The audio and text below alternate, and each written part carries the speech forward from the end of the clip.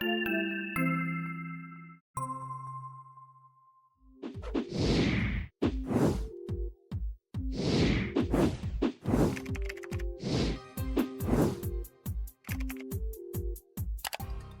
back, Richard. It's good to see you this morning. Good morning. How are things over there?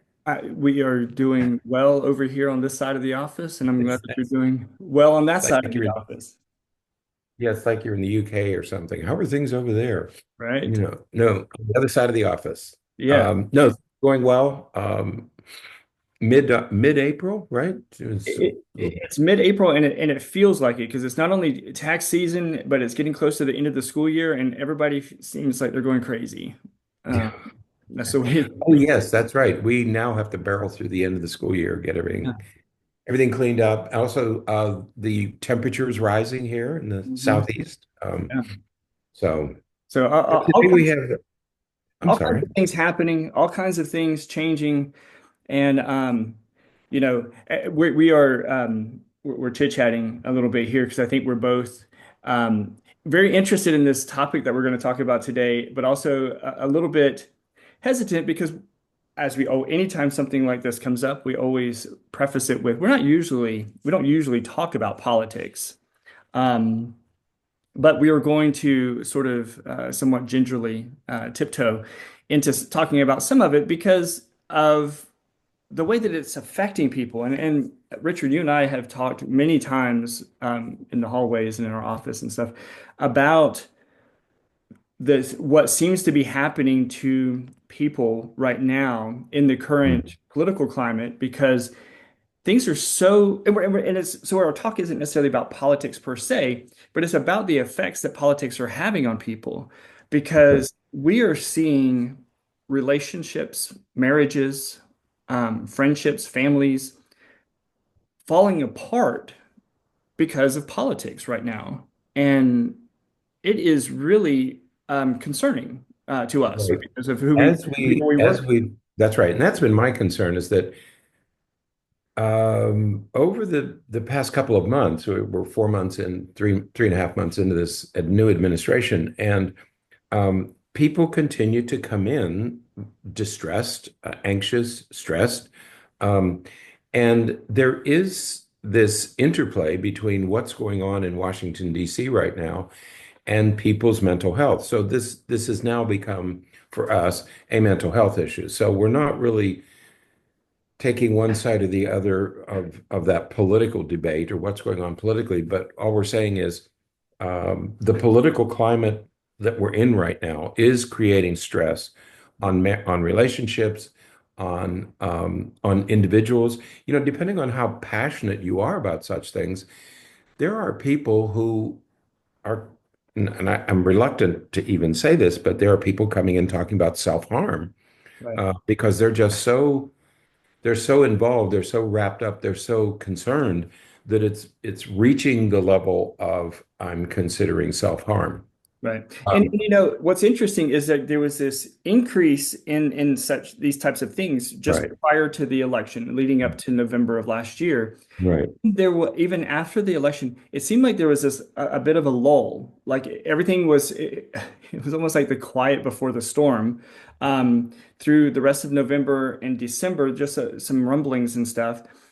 But since, mid-January, right, it has been really escalating, right, and it's interesting because it is mostly adults, but I'm even seeing it with kids, with teenagers. Mhm. Some of these same things that they're talking about.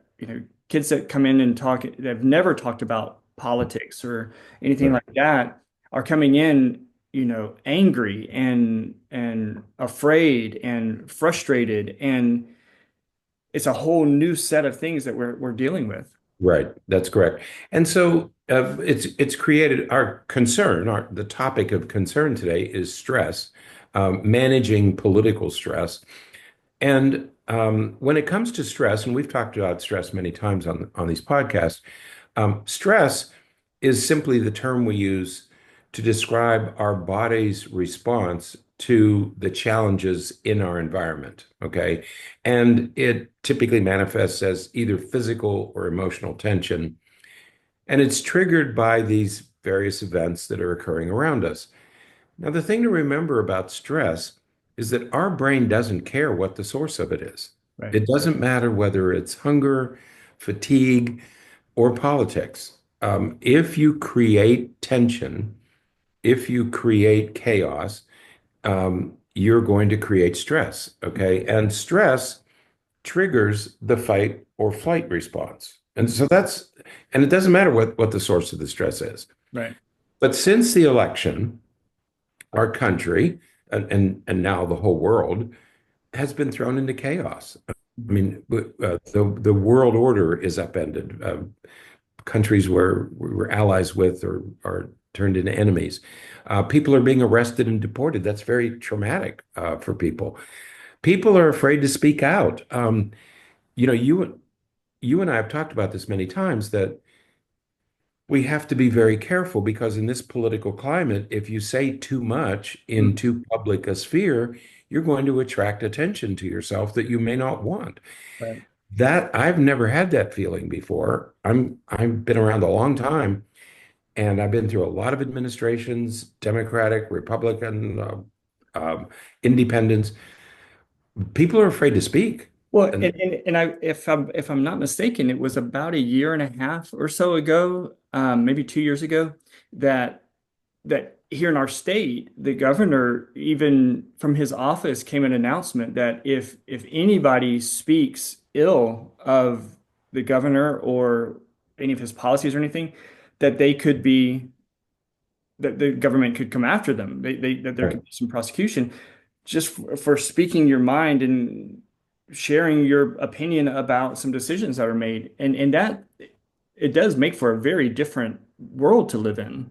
right. Yeah, this First Amendment issue is very important because there are certain people who are not allowed. There are certain people who are allowed to speak their mind. Hmm. You know, if you say certain things and you espouse certain beliefs, it's okay for you to talk. But if you have different beliefs, it's not okay for you to talk. Right. And you can ask for some serious trouble if you say the wrong things or you espouse the wrong values. Hmm. The economy, of course, we don't know what's going to happen with the economy. Um, and to stay in office, elected officials have turned us against each other. We feel like enemies. You know, that I am so tired of red states and blue states. Right. We have states, and this idea that you're red and I'm blue and we're so different that we can't cooperate with each other is all new. And so when you get this sort of uncertainty and fear, I mean, people are afraid Yeah. and they're angry and things are unpredictable. We have tariffs, we don't have tariffs, we have this law, we don't have this law. You're not allowed to speak if you do this. Institutions like the Smithsonian are being threatened. The Kennedy Center was taken over. All this stuff, this turmoil, this chaos creates stress. Mhm. And and we all know that because we're all experiencing it. Okay. Right. So And I think that that's part of, just I think we can see that not only on the individual level, but we can see that on the grand, a bigger level, right. because, you know, just to talk about, the stock market Hmm. and the fluctuations that have happened in that fluctuation is almost directly related to stress, right? Right. Because when Right. people are unsure about what's going to happen, they're Mhm. stressed about what's going to happen. The stock market, starts to crumble. It starts to You fall. know, that's right. So stress affects us individually, but it does affect these big systems that we rely on. That we, if any of us really understood why the stock market is important, I don't know. But we see it play out in real time, as we live. You know, when we always say children like predictability, you know, students like predictability. I want to know what's going on. I want to know what's expected. Stock markets like predictability. World trade likes. I was listening to a program the other day, and the guy, I forget what they manufacture, some kind of a t-shirt, and he said, "We're taking orders right now for Christmas." He said, "We're planning now for Yeah, Christmas." Well, you need a certain amount of predictability. right. Know that, well, things are going to be sort of the same for the next 8 months. That So you we know that you're going to get your supplies. Right. That they're going to come and this is going to be the price, and I can start to make plans. That requires predictability. If you take that predictability away, if you remove the predictability and you replace it with chaos and uncertainty, that's going to create stress. It creates stress in markets, it creates stress in governments, and it creates stress in individuals. We're concerned about the stress that it creates in individuals. I mean, it Right. creates stress at every level. We're concerned about the stress that it creates in individuals. So what we want to do in this podcast is how do you manage this stressful environment that we are suddenly have been thrust into? And it Right. didn't happen accidentally.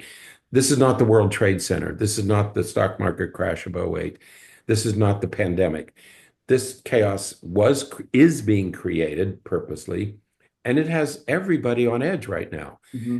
So how do you manage it? Well, I think we've come up with 3 steps to Hmm. help people wade through this. Yeah.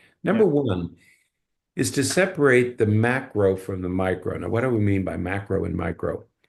The macro view is, the view from 10,000 feet. You're looking down at everything. Right. And in the macro view, we're talking basically about most people are concerned about 3 things. One is um, the socio-political questions. And one of those is, are there limits to executive authority? We have 3 branches of government. They're supposed to be balanced. But we see now that the executive branch is sort of taking over. And so we have this question of how much authority does the executive branch have? It's an issue that we've always struggled with in our country since George Washington.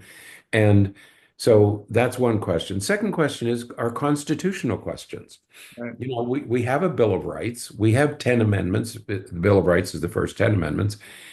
And these are fundamental rights that the founding fathers baked into the Constitution to ensure that we have these basic rights like freedom of speech and freedom of assembly. And you don't have to be afraid that people are going to come to your house at night and arrest you.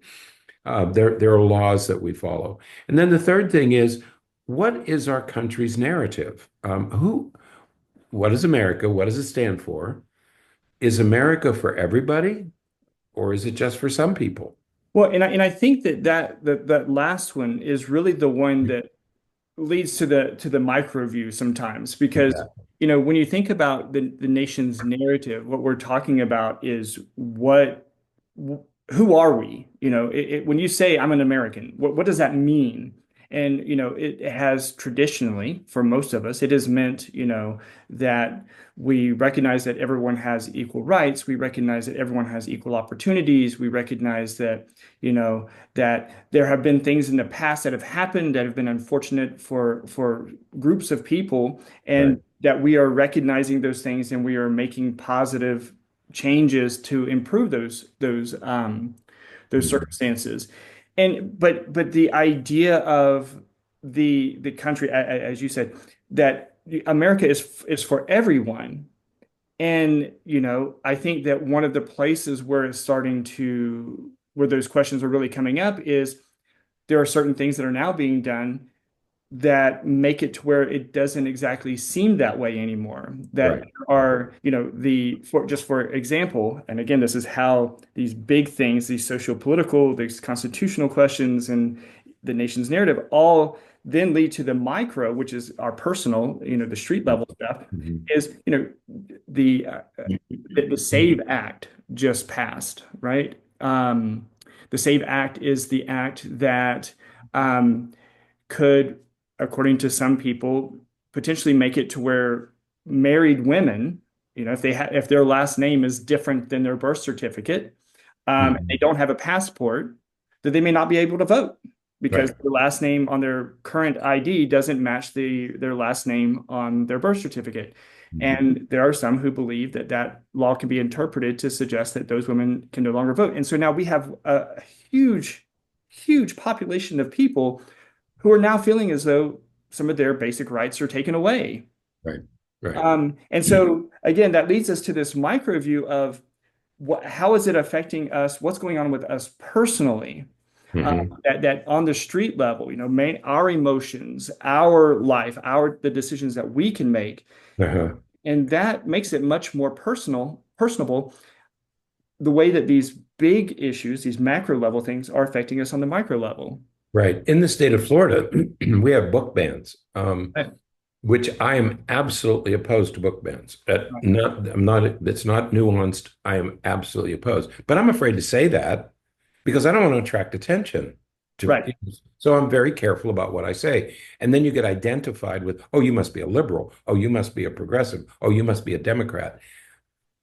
Uh, but I'm afraid to speak. There's a chill Hmm. with the First Amendment. And so that worries me, okay? And so people who have strong feelings about the Constitution, about the Declaration of Independence, about executive authority, and people have very strong feelings about this stuff, um, they're worried. And what's happened is it has now imposes itself on the individuals, on us, on an individual person. And people are bringing this to our office and they're saying, I don't know what to do about this. I don't know what's wrong. I'm angry. I'm upset. I'm afraid. And so what we want to talk about is how should individuals manage this? We know that there's chaos. We know that there's fear. We know that there's anger. So how do you manage that? Well, this is managing your emotions. And Right. regardless of what else is going on in the world, you have the responsibility to manage your emotions. Right. Okay. So, number one, from the individual level, you have to be able to manage your emotions. Number two, you have to take care of yourself. Right. Number three, you have to take care of relationships. Right. And number four, you have got to you have to work. You have to be able to go to work every day Mhm. and do the job that you were hired to do. So you don't, none of us are absolved of these individual responsibilities just because of the chaos. Right. So there, we still have the obligation to manage ourselves. So the first issue is we have to separate the the larger constitutional political questions from our individual responsibilities. So let's Right. separate those two. We Right. want you, okay, we know that there's chaos, but let's talk about what we need to do for our own mental and physical health.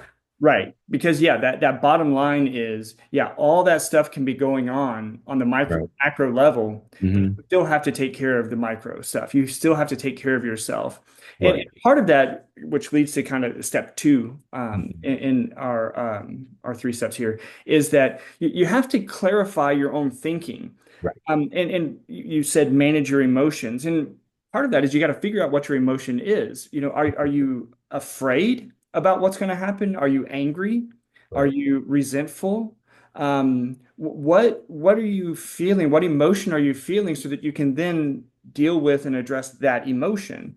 I think that a lot of people are confused and they don't, and Mhm. because they're confused, they don't know exactly how they feel. I know for myself, there are times when I'm really angry about things that are happening, and there are times when I'm really confused Right. at times when it's like I don't even understand what is going on, Right. and so Right. I just don't know. Um, Right. and so I think that that is a really important piece that we have to do is really do some introspection and reflection about what we actually feel and think about what's going on. That's right. When people come in, they say, "Well, what should I do? I don't know what." And I say, "Well, wait a minute. Let's, like any other problem, let's figure out what's going on. What are you really feeling? Are you feeling anger? Are you, is it fear? Is it sadness? Is it what emotions are you dealing with? Because we can't begin to tell you what to do unless we know what emotion you're struggling with or emotions that you're struggling with. Right. Okay. So that's the first thing, because you can't get an effective intervention Right. until you've made an accurate analysis. We call it a diagnosis. Um, and then how intense is this? Is it just sort of superficial Right. fear, or is this a deep-seated emotion? So there's some analysis. The second step is, as you think about yourself, think very carefully about what you're really feeling and identify those feelings accurately, because Okay. that's what's going to lead to interventions. Right. And step three is that managing your emotions.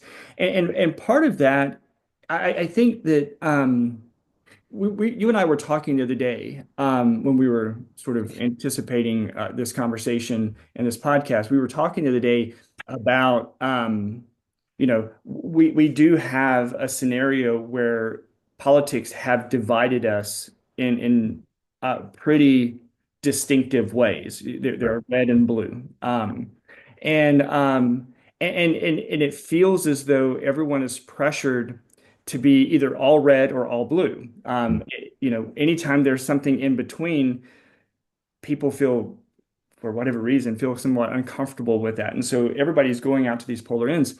And you and I talked about this idea that we are having a hard time communicating, red and blue are having a hard time communicating with each other. And whether or not this is really any different than a couple, a married couple communicating. Right.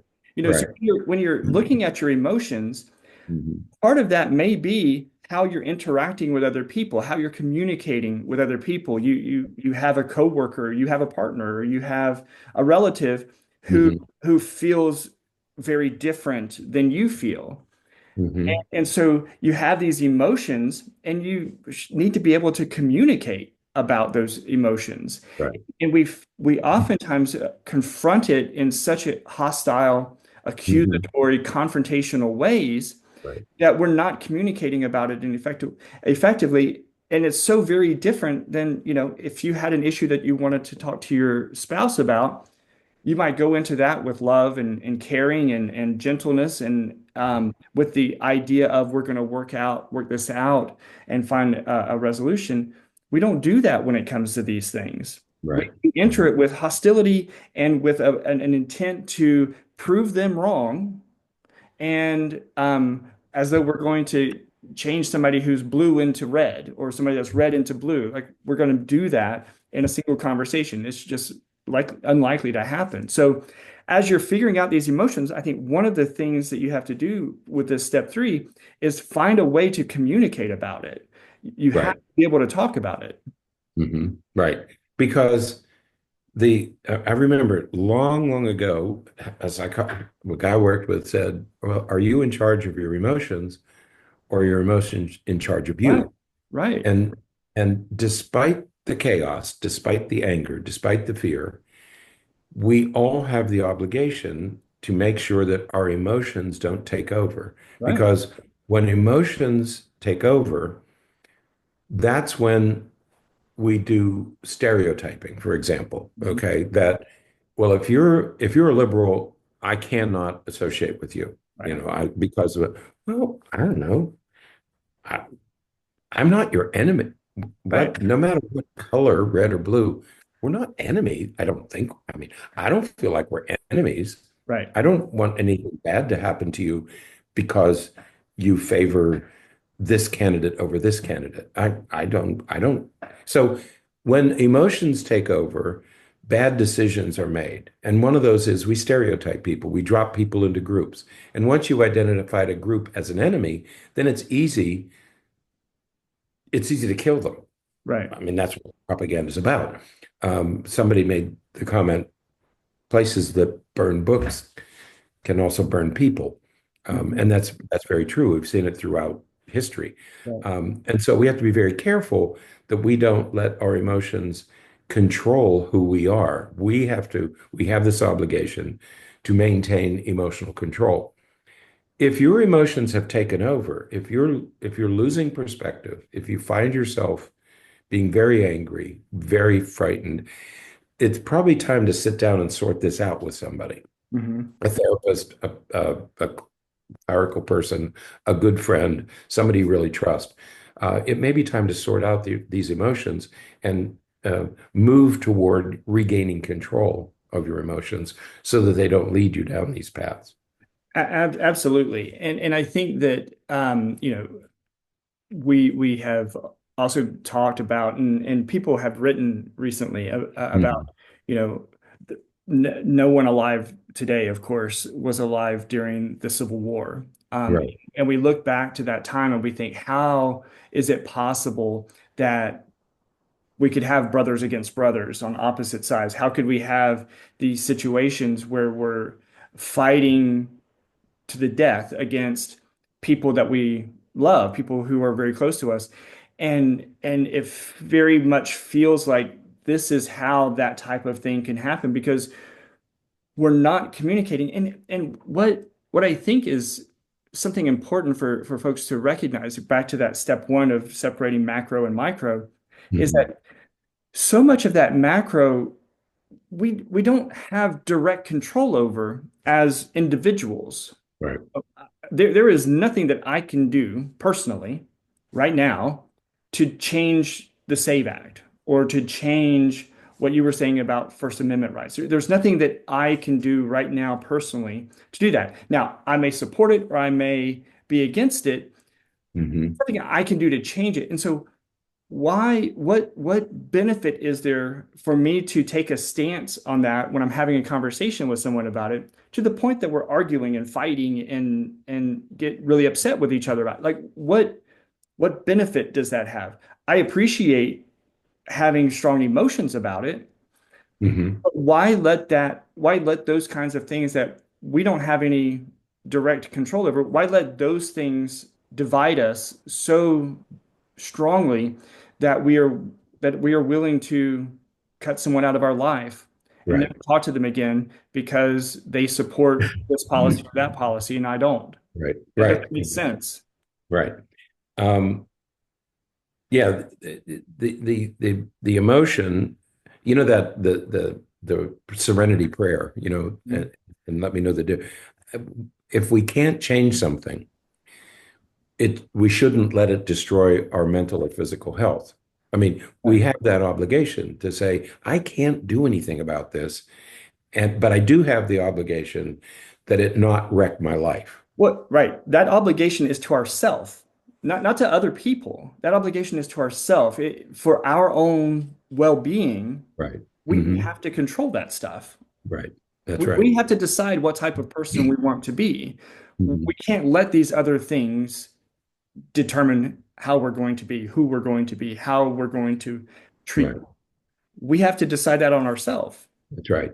So at the bottom line here is that, are your emotions impairing you? This is what we in our field, we search for impairment. Are you impaired in some way? If your relationships are getting damaged, if you're not sleeping well, if you're chronically tired, if you're experiencing body pains, if it's getting to that point where you are experiencing physical or emotional distress at that level, I think it's time to maybe slow down, stop, and let's take another look at this, because it's not worth damaging your health or your relationships. Right. That much we do know. And so we have this personal obligation to manage our emotions Mhm. within the chaos that all of us are living in right now. It doesn't matter who you are. We are in our country right now, we're all living in chaos. And so but we have this obligation to manage ourselves, even within the context of all the chaos. Absolutely. I think we're going to stop there today. In the next podcast, we're going to talk about some advice that comes from an article from a writer at Syracuse. Mhm. We're gonna talk about that in the next podcast, just to give some additional advice on managing some of this and how to think about some of these things, because it is a it is a growing, pervasive problem. And again, it's affecting people of all ages in all circumstances. And we just feel like it's really important for people to consider how we're reacting to these things, how we're managing these things. So we'll talk more about Right. it in the next Yeah, podcast. it's not likely to get better in the short term. I mean, I think we're going to be living this for at least this whole year, I suspect. So we are going to have to learn how to manage. It's not going to get better in the short term. Absolutely. So, all right. Well, that is it for today. Until next time, stay happy, stay healthy, and forget to be afraid.